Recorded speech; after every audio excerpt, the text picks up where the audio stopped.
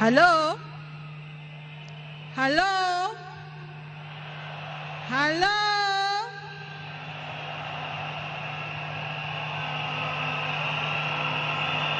Mimi leo sina mengi ya kusema. Niko hapa na watoto wangu. Huyu ni mtoto wangu wa kwanza, anaitwa Safi. Na huyu ni wangu wa pili, anaitwa Senai. Niko na mandugu zangu huko nyuma, Junior na Winnie.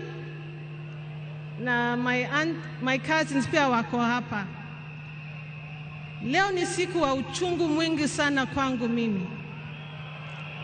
Najua nyinyi pia mnasikia uchungu mwingi sana.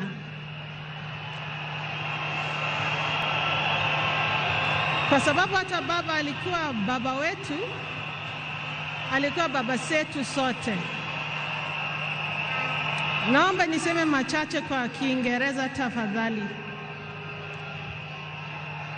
Ladies and gentlemen, of course all protocols observed. I'm a bit today I'm feeling very, very sad. I did not anticipate to speak today, and there's so much I can say about Baba, but at the same time, we don't have enough time for me to say it all. To me, he was my advisor. He was a friend.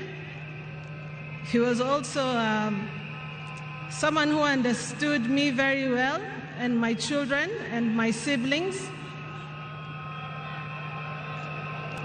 I remember the day I received the message. I was seated on the table, just finished my breakfast. And then my brother Junior called me. And he asked me where I was. And I told him, nimekaa kwa meza, I'm seated at the table.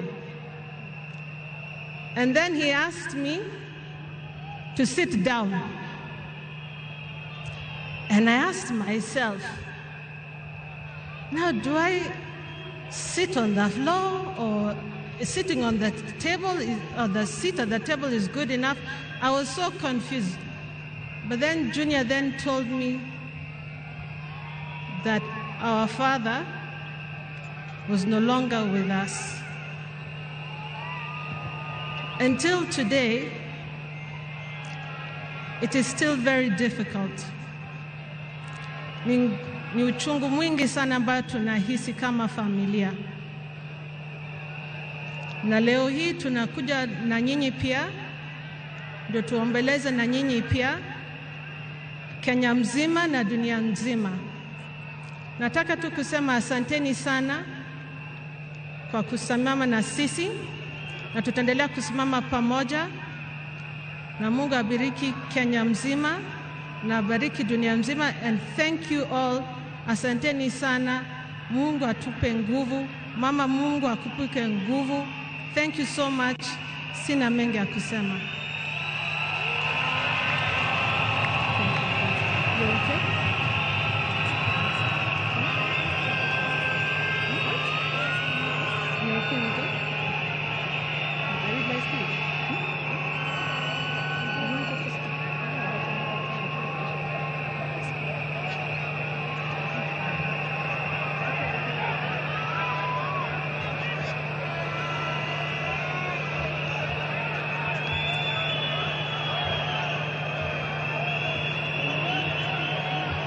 Cosa?